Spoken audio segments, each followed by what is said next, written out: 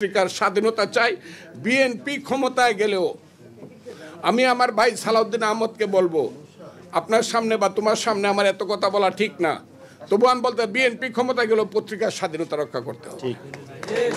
এটা সিরিয়াস, এটা মানুষকে, কারণ পত্র পত্রিকার স্বাধীনতা হলো মিরর অফ লাইফ, জীবনের আয়না হইল পত্রিকা। এটা পড়লে পরে আমার মানে মুখটা দেখা যায় আমি কেমন।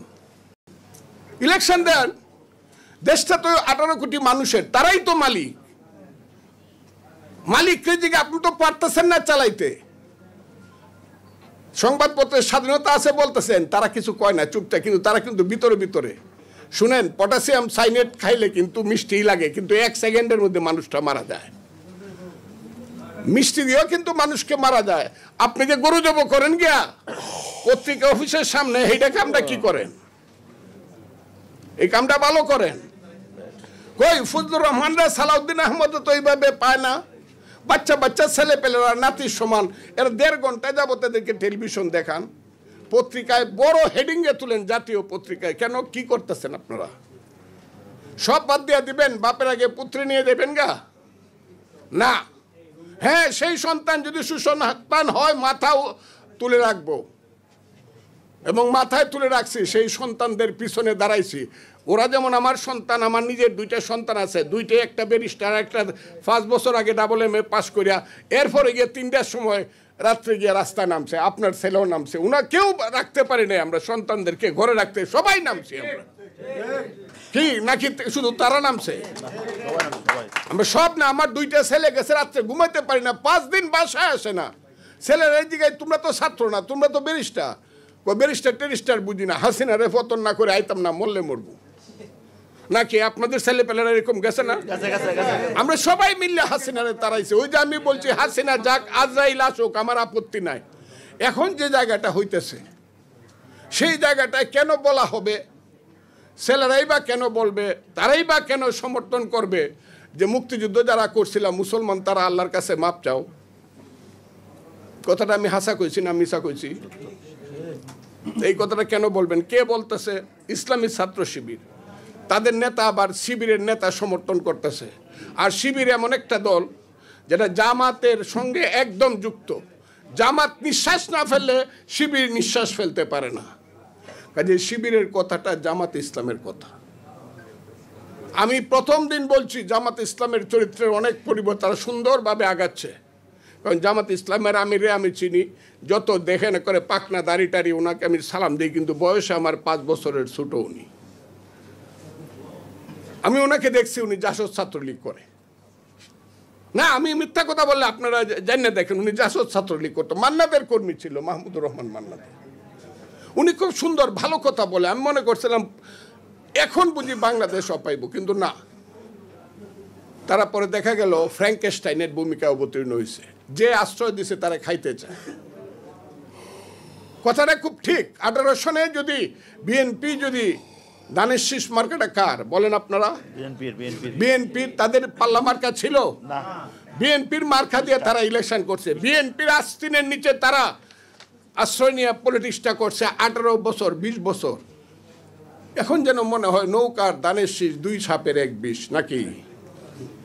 এটা কারা ছড়ায়? ইউটিউবগুলা কার? 50,000 ইউটিউব আছে জামাত এবং শিবিরের, তারা এগুলো দখল করছে। ব্যাংক তারা দখল করছে, হসপিটাল তারা দখল করছে, প্রতিষ্ঠান তারা দখল করছে। এটা আমি খারাপ মনে করি না। বিশ্ববিদ্যালয় তারা দখল করে ফেলছে, ভাইস চ্যান্সেলর সব। আমি আমার জেলা দিয়ে বলি, আমার জেলায় একটা সিট যদি পায় জামাত, আমি মনে করবো আমার পুনর্জন্ম নিতে হবে। আমি চ্যালেঞ্জ করলাম, আমার কিশোরগঞ্জ জেলার জামাত 10% ভোট পায় দেখাক। সুহেল আছে এখানে, কিশোরগঞ্জ অনেক 10% ভোট পাক। কিন্তু এখন আমার জেলা জামাতের কথা ছাড়া চলে না প্রশাসন। এগুলো আমরা অপমান বোধ করি না? যারা তারা আশ্রয় দিল, বাঁচাইলো, তাদেরকে এখন খাইতে চান।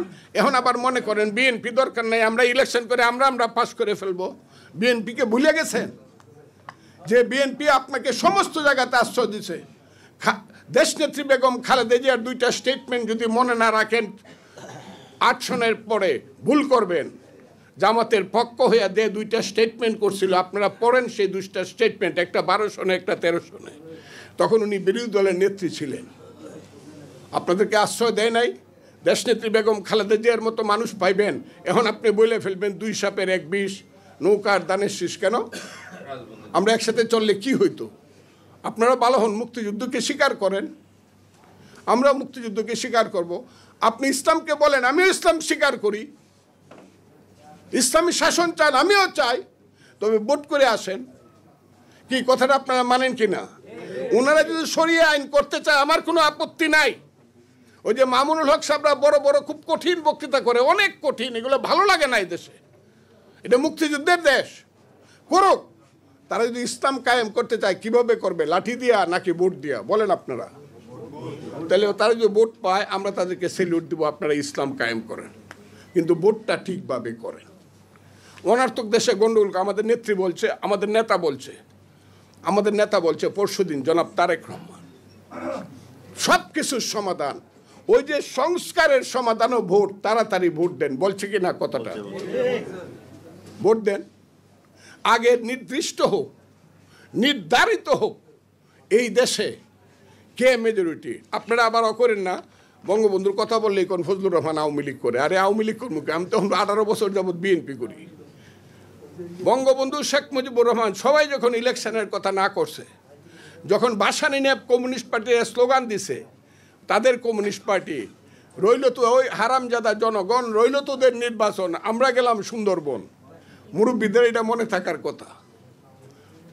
তারা ইলেকশন করবে না, ভোটের আগে বাদ চাই। মৌলানা ভাসানীর স্লোগান।